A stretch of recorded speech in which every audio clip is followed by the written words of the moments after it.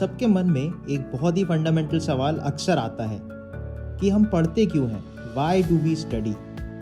सो ये जो वर्ड है स्टडी, ये ओल्ड फ्रेंच में एस्ट्यूडी से आया है, जिसका मतलब होता है अटेंशन या थॉट। इसी का लैटिन काउंटर पार्ट है स्टूडियम, विच मीन्स एप्लीकेशन। सो इन दोनों से हम ये समझ सकते हैं कि किसी भी टॉपिक को अटेंशन से थॉटफुली समझें एंड जो भी हम सीखें उसको हम ठीक से अप्लाई कर सकें, इसीलिए हम स्टडी करते हैं। सबसे पहले हम देखते हैं कि थर्मोडायनेमिक्स का मतलब क्या होता है। ये दो ग्रीक वर्ड से मिलके बना है, दोज आर थर्मीस एंड ड्यूनामिस। थर्मीस का मतलब होता है हीट और ड्यूनामिस का मतलब होता है पावर या पोटेंशियल। इन दोनों को आप कंपाइल करोगे तो ये समझ में आता है, इट इज़ द पावर और पोटेंशियल ऑफ हीट। एक इंटरेस्टिंग फैक्ट ये भी है कि स्विट्ज़रलैंड के एक विलेज में एक नेचुरल हॉट वाटर स्प्रिंग पे एक बहुत ही शानदार होटल एंड स्पा बना है और जिसका नाम थर्मीस है। बट इंटरेस्टिंगली मिड 1700s तक जब हीट को कम्प्लीटली समझा ही नहीं गया था, स्टिल दुनिया में हीट इंजन्स बन चुके थे और इनका यूज़ होने लगा था। बट इसे क्यों समझना चाहिए और इससे हमारे प्रेजेंट का क्या कनेक्शन है, चलो देखते हैं। अगर हमारे जीवन में हीट इंजन्स ना हो so there will be no planes, गाड़ियाँ भी नहीं होंगी और इंटरेस्टिंगली इस वर्ल्ड की 80% से ज़्यादा इलेक्ट्रिसिटी हीट इंजन्स के थ्रू ही बनाई जाती है। सो हमारी ये मॉडर्न लाइफस्टाइल भी नहीं होगी और इलेक्ट्रिसिटी भी ज़्यादा नहीं होगी और हम वापस से मेडिवल पीरियड में बैलगाड़ी वाले दिन और लालटेन वाली रातों में चले जाएंगे। लेकिन थर्मोडायनेमिक्स की शुरुआत एक्चुअली हुई कहाँ से? वो कहते हैं ना, आवश्यकता ही आविष्कार की जननी है। और इसी को समझने के लिए हमें एक रेवोल्यूशन या क्रांति को समझना होगा। तो इसके लिए हम चलते हैं 18वीं सदी के यूरोप में, जिसका सबसे स्ट्रॉन्ग और पावरफुल देश था फ्रांस और इसको राज करता था किंग लुईस द 16। तो उस समय जो सोसाइटी थी वो 3 हिस्सों में डिवाइडेड थी, जिन्हें स्टेट्स कहा जाता था। इनमें सबसे ऊपर था the monarch, king Louis the 16। Then second state में आते थे अपर क्लास या राजघराने के लोग, जिनको राजा स्पेशल प्रिविलेजेस देता था, लाइक थर्ड स्टेट से टैक्स कलेक्शन का। और थर्ड स्टेट में आते थे मिडिल क्लास मर्चेंट्स, आर्टिस्ट और 2 करोड़ से भी ज़्यादा किसान। सबसे बड़ी प्रॉब्लम थी सोसाइटी के स्ट्रक्चर की वजह से, जिसमें जो फर्स्ट और सेकंड स्टेट्स थे वो कोई टैक्स नहीं देते थे, लेकिन जो थर्ड स्टेट था वो सारा टैक्स देता था और इसी वजह से गरीब के ऊपर बहुत ज़्यादा प्रेशर रहता था। और 1789 के अराउंड फ्रांस अमेरिकन रेवोल्यूशन की फंडिंग भी कर रहा था। इसी वजह से फ्रांस काफ़ी कर्ज में भी था और इसी साल भारी बर्फबारी होने से सारी फसल भी ख़राब हो गई, जिससे चीज़ों के दाम बहुत बढ़ गए और इससे लोगों में गुस्सा और भी ज़्यादा बढ़ गया। इसके रिस्पॉन्स में the king called for the states general. ये एक सुपर पार्लियामेंट की तरह था जिसमें तीनों स्टेट्स के रिप्रेजेंटेटिव्स आते थे। तो जब भी कोई नई पॉलिसी या कोई भी चेंजेस करने होते तो ये स्टेट्स जनरल में वोटिंग के थ्रू ये चेंजेस लागू किए जाते। लेकिन दिक्कत ये होती थी कि जो अपर 2 स्टेट्स थे उनके वोट्स हमेशा थर्ड स्टेट पे डोमिनेट कर जाते और इस चक्कर में आम आदमी ही परेशान होता। सो इससे परेशान लोगों ने कहा, सब भूल जाओ, हम जा रहे हैं and we will make our own national assembly. तो सब लोग एक टेनिस कोर्ट पे असेंबल हुए और उन्होंने एक शपथ ली कि जब तक प्रॉपर फ्रेंच कॉन्स्टिट्यूशन नहीं बनेगा तब तक हम गिव अप नहीं करेंगे। इसको देख किंग लुईस ने अपनी सेना वहाँ पे भेजी, पर लोग और ज़्यादा गुस्सा हो गए और एक नेशनल मूवमेंट की शुरुआत हुई। देन एक मेजर इवेंट में people proclaim that the feudal rights, special privileges for the nobles, unequal taxation, in सब को एबॉलिश कर देना है। और कुछ ही दिनों में national assembly presented the rights of man and citizen, जिसमें बताया गया कि सोसाइटी का हर इंसान एक बराबर है। और एक इंटरेस्टिंग फैक्ट ये भी है कि हमारे इंडियन कॉन्स्टिट्यूशन ने भी स्वतंत्रता, समानता और भाईचारा की जो भावना है उसको फ्रेंच कॉन्स्टिट्यूशन से ही बोरो किया है। तो जो पावर है वो आम आदमी के हाथों में होनी चाहिए, ना कि किसी राजा के। और ये जो भावना है धीरे धीरे पूरे यूरोप में फैलने लगी। और उस समय नेपोलियन बोनापार्ट आर्मी में एक ब्रिगेडियर जनरल के तौर पे था। धीरे धीरे नेपोलियन आर्मी में अपनी रैंक में बढ़ता चला गया और कुछ सालों बाद 1798 में इजिप्ट में एक पूरी आर्मी के साथ पहुंचा। उसका मेन मोटिवेशन था कि ब्रिटिश को इंडिया के रास्ते जाने से रोकना और वहाँ के सारे रिसोर्सेज पे अपना कब्जा करना। लेकिन 1 साल के अंदर ही वहाँ की जो ब्रिटिश और इजिप्शियन आर्मीज़ थी उन्होंने नेपोलियन को मजबूर कर दिया फ्रांस वापस लौटने के लिए। तो नेपोलियन जब फ्रांस वापस आया तो उसके लिए बहुत ही अच्छा समय था, क्योंकि कोई मोनार्क वहाँ था नहीं और कुछ ही सालों में नेपोलियन ने खूब सारा सपोर्ट गेन करके वहाँ का एम्परर बन गया। इसके बाद नेपोलियन ने बहुत ही मोन्यूमेंटल चेंजेस किए। जैसे पहले फ्रांस के जो अलग अलग प्रोविंस होते थे वहाँ पे डिफरेंट नियम कानून चलते थे, लेकिन नेपोलियन ने एक स्टैंडर्डाइजेशन कराया जिसमें इकोनॉमिक्स, फाइनेंस, सिटीजनशिप, इन सब के नियम कानून जो थे वो पूरे फ्रांस में एक ही लागू हुए और एक समान पूरे फ्रांस में चलने वाले थे। इस बीच काफ़ी सारे स्कूल्स भी क्रिएट किए गए to advance scientific and technological studies, और इसी को देख के आसपास के रीजन भी फ्रांस के एजुकेशनल सिस्टम को अडॉप्ट करने लगे। उसने पुलिस स्टेट भी क्रिएट किया जिससे कि proper law and order maintain हो सके पूरे रीजन में। नेपोलियन ने काफ़ी सारे एरिस्टोक्रेट्स को उनके टाइटल्स वापस भी किए और ओवरऑल अच्छा काम ये किया कि फ्रांस को इतना पॉलिटिकल केओस के बीच में भी नेपोलियन ने यूनाइटेड किया। और 1804 से लेके 1812 के बीच में नेपोलियन ने मोस्ट ऑफ द यूरोप पे कॉन्कर कर लिया था। नेपोलियन बहुत ही एम्बिशियस था और उसने रशिया को पहले भी एक बार 1807 में हराया था, तो वो इस बार पूरे रशिया को कॉन्कर करना चाहता था, क्योंकि रशिया ने नेपोलियन की कॉन्टिनेंटल सिस्टम को मानने से मना कर दिया था। सो 1812 में वो एक बहुत ही बड़ी आर्मी के साथ रशिया पे अटैक करने गया, लेकिन रशिया पीछे हटता गया और जब फ्रेंच आर्मी मॉस्को के काफ़ी पास पहुंची तब दोनों आर्मीज़ के बीच फाइनली वॉर हुआ और ये फ्रांस को बहुत ही महंगा पड़ा।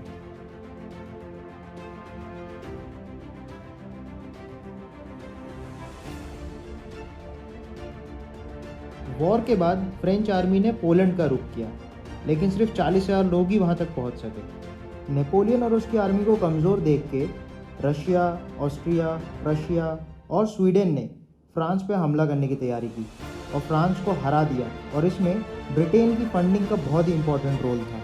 इसके बाद नेपोलियन एल्बा नाम के एक आइलैंड पे एग्जाइल पे चला गया, लेकिन अगले ही साल वो वापस आया, आर्मी बनाई और वापस वॉर करने चला गया। लेकिन अब की बार नेपोलियन और फ्रांस दोनों ही हार चुके थे। हम आगे देखेंगे कि फादर ऑफ थर्मोडायनामिक्स एक young and talented French mechanical engineer थे और नेपोलियन ने एक मेजर रोल प्ले किया था for developing the fundamental ideas of thermodynamics. Napoleon was considered the hero of France because वो एक मिलिट्री जीनियस भी थे, एक बहुत ही फाइनेस्ट कमांडर थे। उनने 60 से भी ज़्यादा बैटल्स लड़ी, जिसमें से सिर्फ वो 7 ही हारे अपने पूरे कैरियर में। उन्होंने आम आदमी का काफ़ी अपलिफ्टमेंट भी किया, पढ़ाई को आगे बढ़ाने के लिए काफ़ी सारे स्कूल्स खोले जिनको लाइसेंस कहा जाता था, लॉज का स्टैंडर्डाइजेशन किया थ्रू आउट यूरोप, और सबसे इम्पॉर्टेंट ये था कि उन्होंने लोगों में एक नेशनलिज्म की भावना उत्पन्न की। नेपोलियन और फ्रांस के हारने का एक बड़ा रीज़न था ब्रिटेन और उसकी टेक्नोलॉजिकल एडवांसमेंट। ब्रिटेन ने दूसरे राज्यों की काफ़ी सारी फंडिंग भी करी थी और एक मेजर रीज़न था जिस वजह से फ्रांस हारा। लेकिन ब्रिटेन इतना टेक्नोलॉजिकली एडवांस था कैसे? चलो देखते हैं। तो इसके लिए हमें चलना पड़ेगा 18वीं सदी के ब्रिटेन में, जहाँ पे दुनिया का सबसे पहला स्टीम से चलने वाला हीट इंजन बन चुका था। इस इंजन के इन्वेंटर का नाम था थॉमस न्यूकमन और इनका जन्म इंग्लैंड के एक व्यापारी फैमिली में हुआ था जो कि लोहे का काम करते थे। इसे एटमॉस्फेरिक इंजन इसलिए कहा जाता था बिकॉज ये वायुमंडल के अगेंस्ट काम करता था और इसका यूज़ कोयले की खदानों में होता था ताकि जो भी माइंस में जो अंडरग्राउंड पानी आ जाता था उसे पंप आउट कर सके। लेकिन इसकी एफिशिएंसी बहुत ही कम थी और इसी के लिए इसका यूज़ कोल माइंस के पास में होता था ताकि कंटिन्यूसली इसमें कोयला सप्लाई किया जा सके और ये चलता रह सके। चलो देखते हैं काम कैसे करता है। तो सबसे पहले एक चेम्बर में कोयला जलाया जाता है जिससे कि पानी भाप में कन्वर्ट हो जाता है और ऊपर एक सिलेंडर में फैल जाता है, एक्सपैंड कर जाता है। लेकिन ऊपर का जो मैकेनिज्म होता है ये सिर्फ खींच सकता है, धक्का नहीं दे सकता। इसके बाद ऊपर वाले सिलेंडर में ठंडा पानी मारा जाता है जिससे कि उसका प्रेशर कम हो जाता है और एटमॉस्फेयर पिस्टन को ऊपर से धकेल के नीचे पुश कर देता है। तो इस तरीके से एक पूरी साइकिल कंप्लीट होती है। तो ऑलमोस्ट अगले 60 साल तक यही इंजन चलने वाला था क्योंकि तब तक जेम्स वॉट ने इस पर काम नहीं किया था। जेम्स वॉट का जन्म स्कॉटलैंड में हुआ था और वो एक बहुत ही पढ़ी लिखी फैमिली से बिलोंग करते थे। He was an Scottish instrument maker, एक मैकेनिकल इंजीनियर और एक बहुत ही शानदार इन्वेंटर थे जिन्होंने न्यूकमन स्टीम इंजन को बहुत ही ज़्यादा इम्प्रूव करा। जेम्स अपने पापा की वर्कशॉप पे काम करते थे जहाँ पे वो अपनी स्किल्स और हार्डवर्क को बहुत ही मज़े से दिखाते थे। कुछ समय लंदन में साइंटिफिक इंस्ट्रूमेंट्स की ट्रेनिंग कंप्लीट करने के बाद वो स्कॉटलैंड वापस आए और ग्लासगो यूनिवर्सिटी में एज एन इंस्ट्रूमेंट मेकर काम करने लगे। वहाँ पे सब कोई उनकी स्किल्स और सीखने की इच्छा को देख के बहुत ही इम्प्रेस होते थे। यूनिवर्सिटी में रहते हुए उन्होंने हीट और स्टीम की काफ़ी सारी नॉलेज गेन की और ये समझा कि इस नॉलेज को रियल लाइफ में कैसे अप्लाई किया जाए। एक बार एक न्यूकॉमन इंजन का मॉडल जेम्स वॉट के पास रिपेयरिंग के लिए आया। जो छोटे साइज के न्यूकॉमन इंजन होते थे जिनकी हाइट 1 मीटर से कम होती थी, प्रैक्टिकली तो वो चलते ही नहीं थे और इनसे बड़े वालों की एफिशिएंसी तो बहुत ही कम होती थी। उन्होंने इसको साफ़ किया, चेक किया और रिपेयर कर दिया और फाइनली किसी तरीके से ये चलने लग गया। वैसे तो ये मॉडल बहुत ज़्यादा कोई पावर डेवलप नहीं कर पाता था, लेकिन जो इसका काम था स्टूडेंट्स को एज अ डेमोन्स्ट्रेशन मॉडल, ये अपना काम बखूबी करता था। किसी और ने उसके ठीक होने के बाद इतना ज़्यादा ध्यान तो नहीं दिया, लेकिन जेम्स ने सोचा इसे और बेहतर कैसे बनाया जा सकता है। इसके बाद उन्होंने 1 साल तक इंस्ट्रूमेंट मेकिंग और रिपेयरिंग का काम करते रहे और सीखते रहे। देन उन्होंने सोचा क्यों ना इंजन का कोल्ड वर्किंग पार्ट और हॉट वर्किंग पार्ट को अलग अलग कर दिया जाए, मे बी इससे एफिशिएंसी बढ़ जाए। और इसके लिए उन्होंने स्टीम वाले सिलेंडर को एक कंडेंसर से कनेक्ट कर दिया एक वाल्व के थ्रू। तो इससे सबसे बड़ा फ़ायदा ये होगा कि जो स्टीम वाला सिलेंडर था उसमें जो बाहर से ठंडा पानी मारते थे तो एनर्जी का लॉस हो जाता था। अब वो चीज़ नहीं होने वाली है क्योंकि एक अलग से कंडेंसर लगा है जिसमें जो स्टीम है वो वापस से लिक्विड बन जाएगी। और उन्होंने पाया कि एक अगर सिंपल मॉडल में ये चीज़ की जाए तो एफिशिएंसी बहुत ज़्यादा बढ़ जाती है। इतना बेटर काम करने के बाद भी बहुत सारी प्रॉब्लम्स आ रही थी एक फुल स्केल इंजन बनाने के लिए, और इन सारी प्रॉब्लम्स में सबसे बड़ी प्रॉब्लम थी पैसों की। तो इसके लिए वॉट ने दूसरी जगह पे काम करना स्टार्ट किया। उन्होंने एज अ सर्वेयर काम किया, सिविल इंजीनियर काम किया और अगले 8 साल तक ये काम करते रहे। इस टाइम पीरियड में जेम्स वॉट का लंदन आना जाना हुआ करता था और इसी बीच उनकी दोस्ती मैथ्यू बोल्टन से हुई जो कि एक एंटरप्रेन्योर थे और वहाँ के लूनर सोसाइटी के एक मेंबर थे। ये सोसाइटी एक साइंटिफिक सोसाइटी थी। मैथ्यू बोल्टन ने जेम्स वॉट का पोटेंशियल जान लिया था और जल्द ही उन्होंने जेम्स वॉट को बर्मिंघम इनवाइट किया ताकि वो साथ में काम कर सके। मैथ्यू बोल्टन के रिसोर्सेज की हेल्प से जेम्स वॉट ने फाइनली एक फुल स्केल इंजन बनाने का सपना पूरा किया। इन्होंने मिलके बोल्टन एंड वॉट कंपनी खोली जो कि अगले 25 सालों तक बहुत ज़ोरों शोरों से चलने वाली थी। देन समय के साथ इन्होंने अपने डिज़ाइन में काफ़ी सारे इम्प्रूवमेंट्स करते रहे और इसी तरह कुछ समय बाद to and fro pumping motion को रोटरी मोशन में भी चेंज किया। इसके लिए उन्होंने इंजन पे एक क्रैंकशाफ्ट और एक कनेक्टिंग रॉड का यूज़ किया, लेकिन इसे स्मूथ मोशन नहीं मिल पा रहा था और अगर इंजन काम ना करे तो चक्का भी रुक जाता था। सो इसके लिए उन्होंने एक फ्लाई व्हील का यूज़ किया जो कि ज़्यादा इनर्शिया की वजह से मोशन को तो स्मूथ बनाता ही और एक बैटरी की तरह इंजन के बंद होने पर भी मोशन को रुकने नहीं देता था। जेम्स वॉट के इम्प्रूव्ड और काफ़ी ज़्यादा एफिशिएंट स्टीम इंजन ने सोसाइटी को और इंडस्ट्री को बदल के रख दिया था और एक मेजर रोल प्ले किया ब्रिटेन को वर्ल्ड की पहली इंडस्ट्रियलाइज सोसाइटी बनने में। और स्टीम इंजन के बदौलत ही आगे जाके स्टीम लोकोमोटिव्स डेवलप हो सके और दुनिया की पहली कमर्शियल ट्रेन 1825 में स्टार्ट हुई जिसे जॉर्ज स्टीफेंसन और उनके बेटे रॉबर्ट की कंपनी ने बनाया था।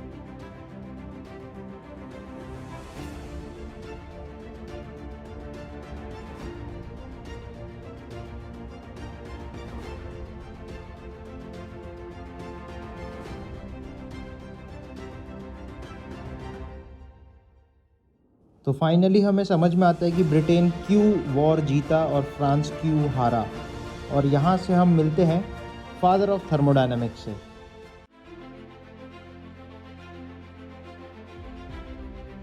इनका जन्म पेरिस में हुआ था, एक बहुत ही साइंटिफिक और पॉलिटिकल परिवार में। इनके पापा का नाम था लज़ार कार्नोट और एक बहुत ही प्रख्यात मैथमेटिशियन थे, मिलिट्री इंजीनियर थे और उन्होंने नेपोलियन के साथ फ्रेंच रेवोल्यूशनरी आर्मी को लीड भी किया था। तो लज़ार ने अपने बेटे का नाम एक बहुत ही फेमस पर्शियन पोएट शादी ऑफ शिराज के नाम पे साडी कार्नोट रखा और इसी से वो आगे जाने वाले थे। साडी कार्नोट के छोटे भाई थे हिप्पोलाइट कार्नोट और उनके जो बेटे थे मारी फ्रैंकोइस साडी कार्नोट, वो आगे जाके फ्रांस के प्रेसिडेंट भी बने। At the age of 16, Sadi Carnot became a cadet in the Ecole Polytechnique in Paris. उस समय इकोल पॉलिटेक्निक कॉलेज का मेन ऑब्जेक्टिव था मिलिट्री सर्विस के लिए इंजीनियर्स को ट्रेन करना। और मज़े की बात यह है कि उस समय इस कॉलेज में बहुत ही बड़े बड़े साइंटिस्ट मौजूद थे जो बच्चों को ट्रेन करते थे।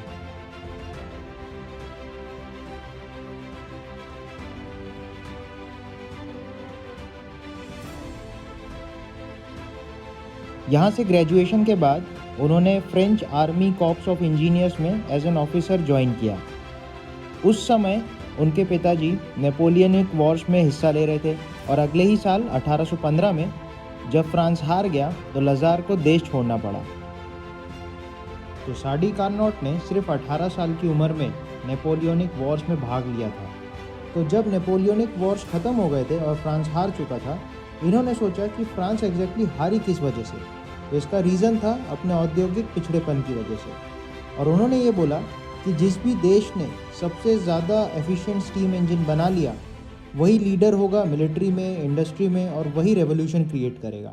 वो पता लगाना चाहता था कि कोई भी इंजन की एफिशिएंसी कैसे मैक्सिमाइज़ की जा सकती है और एक जनरल ऑपरेटिंग प्रिंसिपल क्या हो ताकि हमें बेस्ट परफॉर्मेंस मिल सके, इररिस्पेक्टिव ऑफ कैसा डिज़ाइन हो, क्या वर्किंग मटेरियल यूज़ हो रहा है, कैसे मूविंग पार्ट्स हो। तो ऐसी एक प्रिंसिपल की खोज में वो था। तो साडी कार्नोट ने सिर्फ एक ही बुक पब्लिश की अपने पूरे जीवन काल में, वो भी at the age of 27 years. और इस एक बुक में उन्होंने ये एक्सप्लेन किया कि किसी भी हीट इंजन की मैक्सिमम एफिशिएंसी किस तरीके से आ सकती है। तो अपनी इस किताब में साडी कार्नोट ने एक हीट इंजन को एक वाटर व्हील या पानी चक्की से कंपेयर किया और इसमें उन्होंने ये बताया कि जिस तरीके से पानी को अपने हाई लेवल से एक लो लेवल पे गिरना पड़ता है ताकि ये चक्की घूम सके और कुछ काम हो सके, उसी तरीके से एक हीट इंजन में भी हीट को हाई टेम्परेचर से लो टेम्परेचर में फ्लो करना पड़ता है, तभी ये इंजन कुछ वर्क दे पाता है। जैसे आजकल की जो अपनी गाड़ियाँ होती हैं उनमें जो लो टेम्परेचर होता है वो अपना एग्जॉस्ट होता है, एटमॉस्फेयर होता है, और जो हाई टेम्परेचर होता है वो इंजन के अंदर का टेम्परेचर होता है। तो इस तरीके से जितना ज़्यादा टेम्परेचर डिफरेंस मिलेगा उतना ही ज़्यादा इंजन वर्क प्रोड्यूस कर पाएगा, चाहे वो कोई सा भी इंजन हो, स्टीम इंजन हो, गैस इंजन हो, किसी भी प्रकार का इंजन हो। और यही आइडिया उस समय पे एक बहुत ही क्रांतिकारी आइडिया था, क्योंकि किसी ने भी हीट इंजन्स के बारे में इस लेवल पे नहीं सोचा था उस समय। और इसी बुक में उन्होंने एक एकदम ही नए सब्जेक्ट की नींव रखी जिसका नाम था थर्मोडायनामिक्स। कुछ ही समय के बाद कॉलेरा महामारी की वजह से निकोलस साडी कार्नोट की मृत्यु हो गई और जितनी भी उनकी राइटिंग्स और बिलोंगिंग्स थी कहीं समय के साथ खो गई। इसी वजह से कुछ ही उनकी राइटिंग्स आज तक सरवाइव कर पाई है। कार्नोट का जो काम था वो उनके लाइफ टाइम में तो इतना ज़्यादा लोगों ने नहीं पढ़ा था, लेकिन उनके मरने के बाद कई सारे लोगों ने उनकी किताब को पढ़ा, जिसमें से रुडोल्फ क्लॉसियस और लॉर्ड केल्विन ने इसको यूज़ किया ताकि सेकेंड लॉ ऑफ थर्मोडायनेमिक्स में एंट्रोपी के कॉन्सेप्ट को डिफाइन कर सके। तो ये कहानी थी कुछ बहुत ही बड़े साइंटिस्टों की जो बहुत कम उम्र में कुछ बहुत बड़ा करके गए, और इसी की वजह से आज हम अपनी ये लाइफस्टाइल जी पा रहे हैं। तो आई होप आप सभी को ये वीडियो बहुत ही अच्छा लगा होगा। थैंक्स फॉर वॉचिंग, और जल्दी मिलेंगे एक नए और इंटरेस्टिंग वीडियो के साथ। पीस।